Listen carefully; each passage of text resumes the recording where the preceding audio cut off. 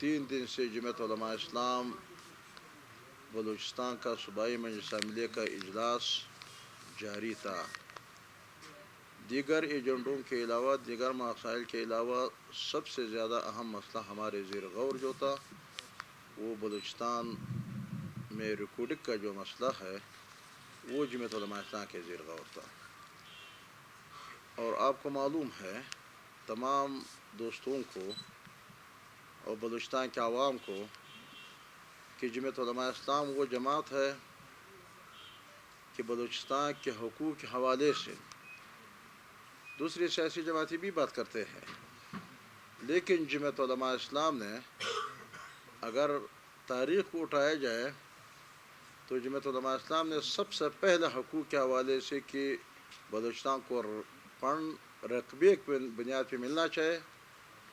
اور وہ تمام جو کیٹیگریز تھے، جو فارمولے میں جو پوائنٹ تھے، انہوں نے قومی اسمبلی آف پاکستان میں 1988 میں سب سے پہلے جمعیت علماء اسلام نے اٹھایا۔ تو اس کے بعد تمام سیاسی جماعتوں نے اس بات شروع کر دیا کہ بلوچستان کو فنڈ رقبے کے بنیاد پہ دیا جائے، لیکن پھر الحمدللہ ایک وقت آیا کہ ہمیں فنڈ 100% تو رقبے کی بنیاد پہ نہیں ملا یا ہمارے پسماندگی کی بنیاد پہ نہیں ملا، لیکن یہی جمعیت علماء اسلام کے حکومت میں اور مرکز سے ہم نے NFC حاصل کر کے 20% ہمارے جو فارمولہ تھا، ہمارے جو کیٹیگریز تھی، اس کی بنیاد پہ ہمیں 20% کامیابی ملی، اور آج بلوچستان حکومت 655 ارب روپے یا 675 ارب روپے جب خرچ کر رہی ہے، 600 ارب، یہ جمعیت علماء اسلام کے اس وقت جو ہم نے یہ فارمولہ اٹھایا، ہم نے حقوق کی آواز اٹھایا اور تمام بلوچستان کے عوام نے ہمارے ساتھ دے دیا، اور پھر یہ ہم نے پکڑ کر کے جا کر کے یہ کامیابی ہم نے حاصل کر لی۔ تو پھر اس کے بعد آپ تمام میڈیا کے دوست، یہاں کے بلوچستان کے رہنے والے، آپ کو یاد ہے کہ ریکارڈنگ کا مسئلہ آیا، جمعیت علماء اسلام نے ہر وقت یہاں اسمبلی کے اندر یہ اٹھا رہا تھا، اور 1993 میں جو معاہدہ ہوا تھا ٹیٹیاں کمپنی کے ساتھ، وہ جمعیت علماء اسلام نے انتہائی ظالمانہ اور غیر منصفانہ اور بلوچستان کے حقوق پہ ڈالنے کے مترادف قرار دیا تھا، اور یہ جمعیت علماء اسلام نے اسمبلی کے اندر مسترد کر دیا، لیکن اختیارات مرکز کے پاس تھے۔ لیکن جب اختیارات صوبوں کے پاس 18ویں ترمیم کے حوالے سے آئے تو اس وقت باقی سارے جو کارروائی تھا وہ تو ہو چکا تھا، لیکن صرف مائننگ لائسنس ریکارڈنگ کے حوالے سے رہ گیا تھا۔ تو اس مائننگ لائسنس پہ بلوچستان حکومت میں جمعیت علماء اسلام نواب اسلم ریسانی صاحب کی قیادت میں ہم حکومت میں شامل تھے، اور بہت بڑے اسٹیک ہولڈر کے طور پہ۔ تو پھر ہم نے اپنے CM کو، اپنے ساتھیوں کو ہم نے اس بات پہ مجبور کر دیا کہ اب مائننگ لائسنس ہم نہیں دیتے ہیں، کیونکہ اب اختیار ہمارے پاس آ گیا 18ویں ترمیم کے حوالے سے۔ لہٰذا بہت لمبی داستان ہے، آپ کو معلوم ہے کہ سپریم کورٹ آف پاکستان گیا، پھر لندن عدالت گیا، پھر آیا، پھر ہوا، پھر جو کچھ سارے تفصیلات آپ کے سامنے ہیں۔ تو بالآخر ہمارے اور نواب اسلم ریسانی کا جو مخلوط حکومت تھا، اس بنیاد پہ انہوں نے ختم کر دیا کہ آپ ریکارڈنگ پہ دستخط کر لیں، اور نواب اسلم اس کے لیے تیار نہیں تھے، بلوچستان حکومت اس کے لیے تیار نہیں تھے۔ مختلف کوششیں ہوئی، کروڑوں ڈالروں کے اپر ہوئی، جمعیت کو بھی ہوئی، CM کو بھی ہوئی، دوسرے لوگوں کو بھی ہوئی ہوگی، لیکن جمعیت علماء اسلام نے کہا کہ بلوچستان کے عوام کا جو خزانہ ہے، یہ بلوچستان کے نسلوں کے اور ان کا تحفظ کا، ہم نے جب ہم عوام سے ووٹ مانگ رہے ہیں تو مانگنے کے دوران ہم عوام سے 2 وعدے کرتے تھے کہ اللہ کے نظام کی حاکمیت اور غریب انسانوں کے اور بلوچستان کے حقوق کی حفاظت، ان 2 باتوں پر بنیاد پہ ہم نے ووٹ حاصل کیے تھے۔ لہٰذا ہم اس پہ کسی قسم کے کمپرومائز کے لیے جب تیار نہیں تھے تو پھر وہ حکومت ختم کیا گیا، چھٹی کر دیا۔ پھر گورنر راج آیا، پھر گورنر راج کے دوران ہمارے ساتھی سارے اسمبلی کے اندر پورا 1 مہینہ 2 مہینے وہ اسمبلی کو اسی بنیاد پہ چلایا کہ ہمارے حکومت ریکارڈنگ کے بدلے میں ختم کر دیا اور وہ سزا بھگت رہے. لہٰذا ہم اس کے لیے نہ بلکہ کئی سخت حالات کے لیے اللہ سے توفیق مانگتے ہیں، لیکن بلوچستان کے حقوق پہ کمپرومائز نہیں کریں گے. تو پھر اس کے بعد الیکشن ہوئی. اس کے بعد بھی ہم بلوچستان کے عوام اس بات کی گواہ ہے کہ جمعیت علماء اسلام کے ووٹ 2013 میں بھی اور 2018 میں بھی چوری کیا گیا. تو اسی بنیاد پہ کہ بلوچستان کی جماعت اور جمعیت علماء اسلام اس بات پہ کمپرومائز کے لیے تیار نہیں تھے. وہ تو 18ویں ترمیم کے تحفظ کرتے تھے، لیکن کچھ قوتوں کے لیے 18ویں ترمیم ناقابل برداشت تھے. وہ NFC کا جو جنگ انہوں نے لڑا طاقتور قوتوں کے لیے وہ ناقابل برداشت تھے، اور وہ ریکارڈنگ پہ کا جنگ لڑا وہ ان قوتوں کے لیے ناقابل برداشت تھے. لہٰذا ایسے لوگوں سے انہوں نے معاہدے کی کہ ان کے لیے بالکل ناقابل قبول لوگ تھے. کہا کرتے تھے کہ یہ پاکستان کے وفادار نہیں، یہ انٹی پاکستانی ہے. لیکن ان کو جمعیت علماء اسلام کے مقابلے میں ان قوتوں کو ان کے کہنے کے مطابق ہم نہیں کہتے، وہ لوگ کہا کرتے تھے. لیکن پھر بھی انہوں نے اس بنیاد پہ قبول کر لیا کہ یہ جو بلوچستان کا حقوق کا معاملہ تھا یہ زیادہ ان کے لیے ناقابل برداشت تھا ان کے رویے سے جو ان کے پہ الزامات لگا رہے تھے. لہٰذا ہم نے 5 سال پہلے بھی اپوزیشن میں گزاری، پھر ابھی 2018 کو بھی ہمارے ووٹ چوری کیا گیا. بھی بلوچستان دوسرے صوبوں میں تو دوسرے حالات ہوتے، لیکن بلوچستان میں ہمارے ساتھ یہی ہوا. اب کے بار جو یہ حکومت چل رہا ہے تو بدقسمتی سے بلوچستان میں اسی طرح ہوتا رہتا ہے کہ جب بلوچستان میں ایک تبدیلی آتے ہیں تو اس تبدیلی کے آنے والے دنوں میں اور اس کے اندر ایک بہت بڑے بحران آنے والے یا بہت بڑے بلوچستان کے لیے تباہی کا ایک منصوبہ جو آنے والے ہیں تو پھر یہاں تبدیلی لایا جاتا ہے. لہٰذا جان کمال کی حکومت ہم نے ختم کیا، لیکن ہم نے تو اس بنیاد پہ نہیں ختم کیے کہ جان کمال کی حکومت ہم ختم کر کے کوئی آ کر کے ریکارڈنگ کے سودا کر لے یا بلوچستان کے وسائل کے سودا کر لے. بلکہ جان کمال کا جو رویہ اپوزیشن کے ساتھ، اپوزیشن کے حلقوں کے ساتھ، جمہوری قوتوں کے ساتھ جو رویہ تھا وہ رویہ انتہائی نامناسب غیر جمہوری رویہ تھا. لہٰذا اس کے بنیاد پہ جمعیت علماء اسلام اور دوسرے سیاسی اور اپوزیشن جماعتوں نے ان کو ختم کر دیا. اور جب ہم نے ختم کر دیا تو دوسرا حکومت تو بننے والی تھے، لیکن ہم الگ تلگ رہ کر کے اپوزیشن کے اور ہم نے اپنا اپوزیشن کا راستہ لے لیا، اور انہی قوتوں نے جن قوتوں نے تبدیلی لانا تھا تو انہوں نے اپنا حکومت بنا دیا. لیکن تبدیلی کے بعد اب کسی کو خیال نہیں تھا کہ یہ حکومت یہ اس لیے تبدیل کرتے ہیں کیونکہ ہمارا تو اپنا خیال تھا کہ ہم حکومت تبدیل جب کر رہے ہیں تو ایک غیر جمہوری نسبتاً یہ شخص شاید یا یہ لوگ شاید نسبتاً جمہوری ہوں گے اور ہمارے ساتھیوں کو ہمارے حلقوں میں ہمیں اپنا جمہوری حق مل جاتے ہیں. لیکن ہوا یہ کہ حکومت آتی ہی تو ریکارڈنگ کا معاملہ شروع ہو گیا. آپ میڈیا کے دوست بھی اور سارے دنیا دیکھ رہے تھے، لیکن ہم بھی خاموش نہیں بیٹھے. آپ کو یاد ہے کہ جب یہ معاملہ وہاں اسلام آباد میں حرکت شروع ہو گئی، اس پہ میٹنگیں شروع ہو گئی، تو ہمارے اپوزیشن لیڈر نے تمام اپوزیشن جماعتوں کو اکٹھا کرا دیا کیا اور مکمل پریس کانفرنس کر دیا کہ اسلام آباد میں کچھ ہونے والا ہے. لہٰذا ہم ان حالات پہ نظر بھی رکھیں گے اور ہم بیدار ہیں اور ہم بلوچستان کے حقوق کے پاسبان ہیں، اور کوئی بھی اس طرح نہیں کر سکتے کہ کوئی اس طرح ان حالات سے فائدہ اٹھاتے ہوئے اور ہمارے یا خاموشی یا ہمارے ان کے بارے میں نرم رویہ وہ اس طرح استعمال کر کے کہ شاید اب حالات اس کے لیے مناسب ہے کیونکہ جمعیت علماء اسلام بھی خاموش یا ہم نے اس طرح کر دیا کہ جان کمال کے بدلے میں جو حکومت ملے. لہٰذا ہم نے فوراً پریس کانفرنس کر دیا اور پریس کانفرنس آپ لوگوں نے شائع بھی کر دیا، آپ لوگوں نے دیکھ بھی لیا. لیکن اس کے بعد اسمبلی کے اندر ہمارے ساتھیوں نے خوب اس پہ اور اس مسئلے کو اٹھایا اور حکومت نے اپوزیشن نے حکومت کو اس بات پہ مجبور کر دیا کہ اس طرح تو ہم اسلام آباد وہاں بیٹھ کے یہ معاملہ تو ہم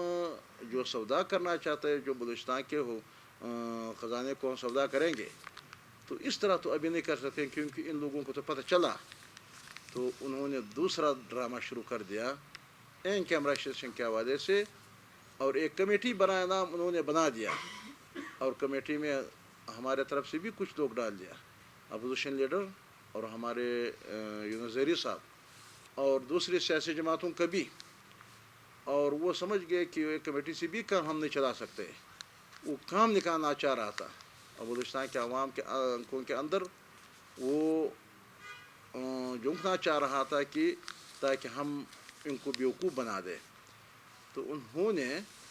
این کیمرہ سیشن کے حوالے سے کہ ہم این کیمرہ سیشن بلاتے ہیں اور وہ اس لیے کہ ریکارڈ پہ بھی کوئی چیز سامنے نہیں آ جاتے ہیں اور ہم اب اپنا کام بھی نکال لیتے ہیں. تو ہمارے ساتھیوں نے پھر رابطہ کر دیا. ہم تمام سیاسی جماعتوں نے یہ مناسب سمجھا کہ اگر ہمارے لوگ وہاں نہیں ہو تو ان کے سارے سازشوں کا تو کوئی پتہ ہمیں نہیں چلتے ہیں. تو ہمارے ساتھی اور اپوزیشن کے لوگ سب وہاں گئے اور ان کے سارے باتیں ہم نے سن لیے اور پھر وہیں پہ ہاؤس کے اندر ہمارے اپوزیشن کے لوگوں نے ہمارے ساتھیوں نے ان کو مسترد بھی کر لیا اور نہ صرف مسترد کر دیا بلکہ ان کے تمام سازشوں اور غلط ارادوں کا نشاندہی بھی کر دیا. اور اب اس کے بعد جب این کیمرہ سیشن ہوا اور انہوں نے تو اجلاس کر دیا تمام سیاسی جماعتوں کو انہوں نے اکٹھا کر دیا تو اس کے بعد جمعیت علماء اسلام نے یہ محسوس کر دیا کہ اب بلوچستان کے عوام کو کوئی پتہ نہیں ہے کہ وہاں این کیمرہ سیشن اور ان کے جو ارادے ان کے جو نیت ان کے بلوچستان کے بارے میں جو پہلے سے زیادہ خطرناک ارادے ہیں. ہم نے اپنا 3 روزہ اجلاس اس پہ رکھا اور ہم اس نتیجے پہ پہنچے. آج ہم اس بات کا اعلان کرتے ہیں کہ ہم این کیمرہ سیشن کے جتنے بھی ان کے بریفنگ ہے اور ان کے جو ارادے ہے اور بلوچستان بیچنے کا جو منصوبہ ہے اور بلوچستان کے حقوق پہ جو ڈاکہ ڈالنے کا ارادہ ہے جمعیت علماء اسلام نہ صرف کہ کچھ لوگ کہتے ہیں کہ ہم ان کی حمایت نہیں کر رہے. نہیں حمایت والی بات تو دور کی بات ہے. ہم ان کو ایک سر مسترد کرتے ہیں اور ہم اس حکومت روز اول سے صوبوں کو بھی سلیکٹڈ سمجھتے ہیں اور مرکز کا بھی حکومت ہم سلیکٹڈ سمجھتے ہیں. لہٰذا اس طرح بڑے فیصلے سلیکٹڈ حکومتوں سے ہم کبھی نہ قبول کرتے ہیں اور نہ ہم ان کے لیے تیار ہے بلکہ ہم ان کو یک سر مسترد کرتے ہیں. کیا ضرورت ہے؟ ابھی کچھ لوگ کہتے ہیں جو تجزیہ کرتے ہیں کہ 5-6 مہینے الیکشن کے لیے باقی ہے, کوئی کہتے ہیں کہ 2 مہینے باقی ہے, کوئی کہتے ہیں کہ 1.5 سال جو وقت پورا ہونے کے. لیکن جو بھی ہو جب تک نمائندہ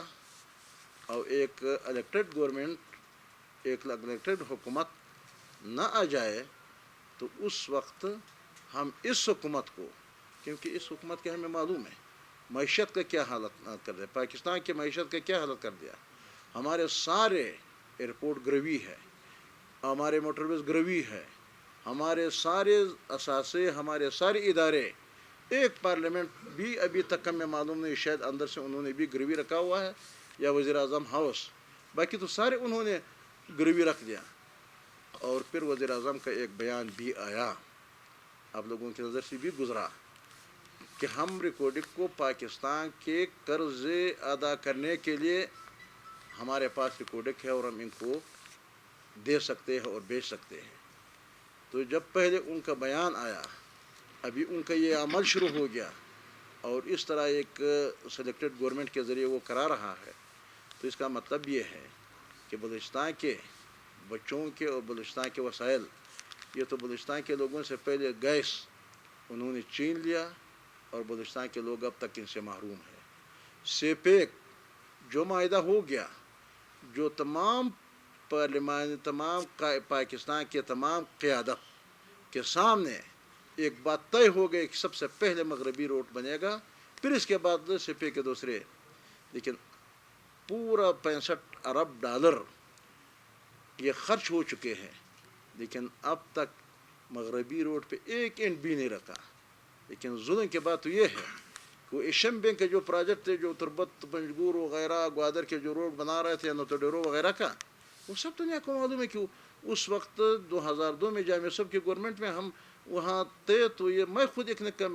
ممبر تھا، یہ سارے ایشیم بینک کے منصوبے تھے.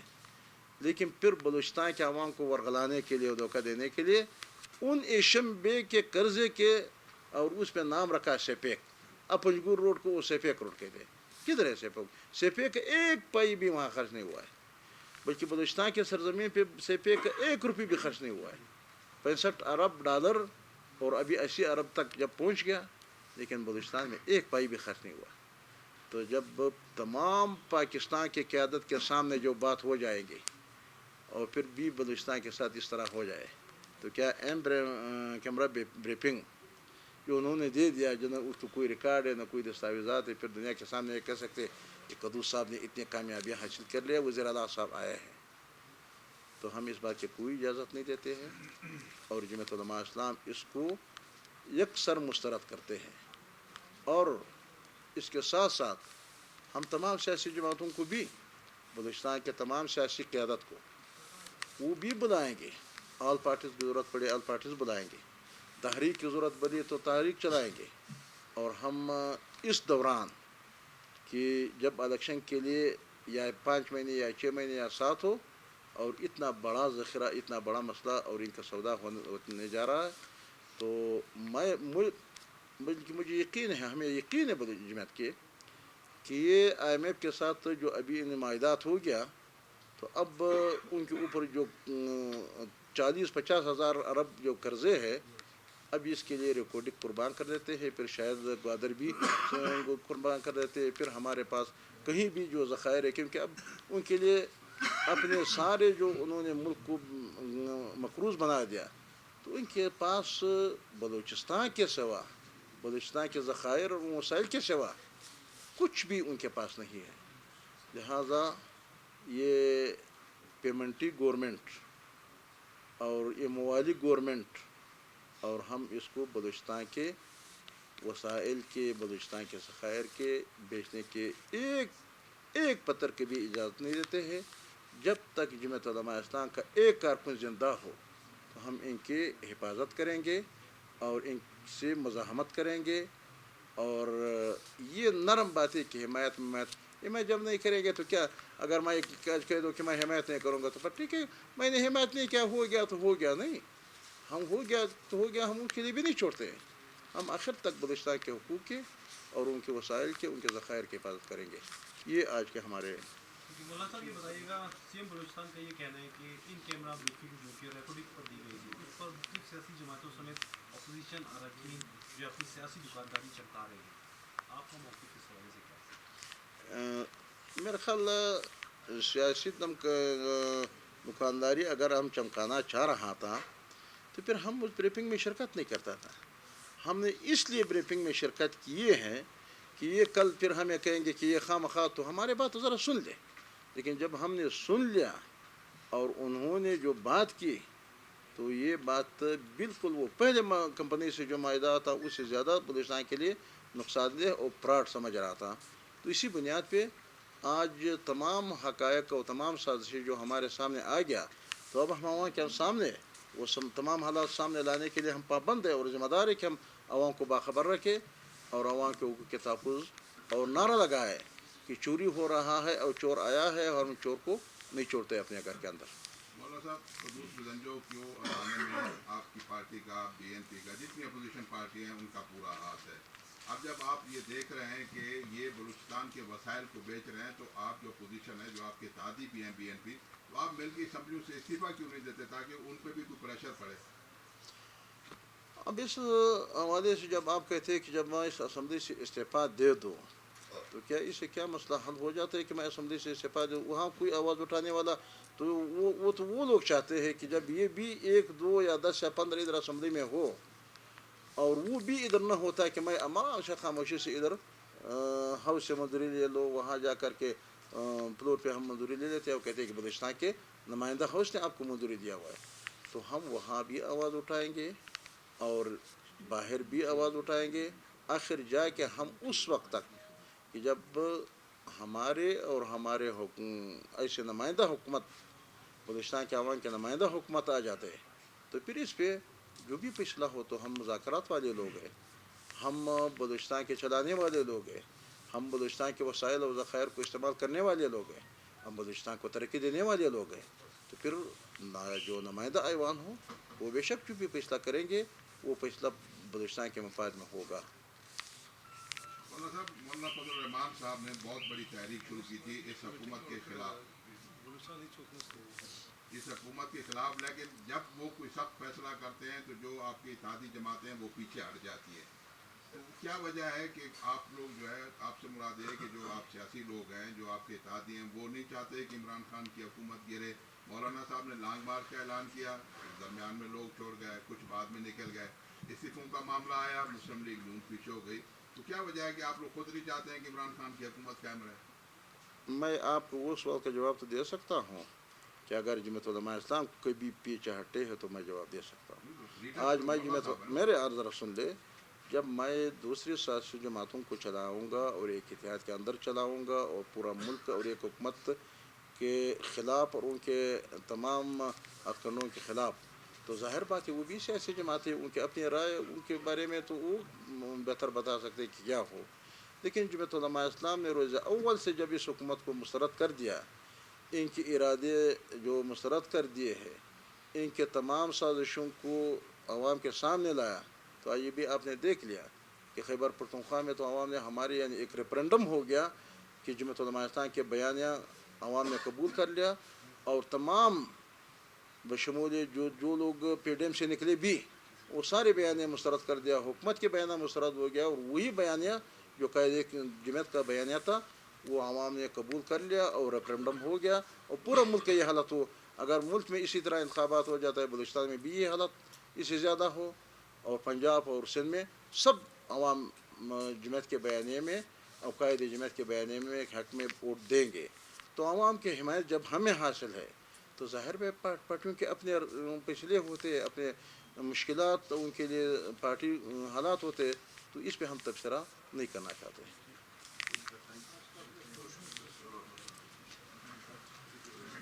بہت شکریہ جی، آپ لوگوں پر بڑی مہربانی۔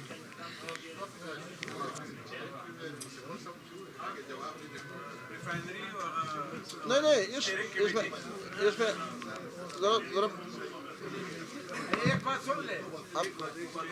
ذرا اب اس طرح ہے کہ ساتھی فرما رہے ہیں، یہ تو ہم ان کو مسترد کر لیا، لیکن ساتھیوں نے ایک بات طے کی تھی کہ ہم جماعت تو بھی کوئی موقف رکھتے ہیں، تو ہمارے موقف تو روز اول سے یہ کہتے کہ میڈیا والوں کو بتا دے، ہمارے روز اول سے یہ معلوم ہے، اسمبلی کے اندر ہم نے آپ کو پھر اس سے پہلے کہ 50% شیر بلوچستان کا ریپامبری ادھر لگانا ہوگا، اور یہاں بلوچستان حکومت اور بلوچستان کے عوام اور ان کی اجازت سے جو بھی معاہدات ہو، اسٹیئرنگ کمیٹی بلوچستان کے بنایا جائے، کیونکہ بلوچستان کا خزانہ ہے، تو جب بلوچستان کا خزانہ ہے، بلوچستان کے وسائل ہے، تو اسٹیئرنگ کمیٹی بلوچستان کی ہی ہونا چاہیے، چیئرمین شپ بلوچستان ہی کے ساتھ ہونا چاہیے۔ ہاں اگر بین الاقوامی سطح پہ وہاں معاہدے کے لیے فیڈرل گورنمنٹ کی ضرورت ہو تو فیڈرل کا بندہ بھی اس میں شامل ہو اسٹیئرنگ کمیٹی میں، لیکن اسٹیئرنگ کمیٹی خالصاً بلوچستان کے عوام سے اور بلوچستان کے لوگوں کو ہو، اور بلوچستان کے چیئرمین شپ اسٹیئرنگ کمیٹی کو بلوچستان کے لوگوں کے پاس ہو۔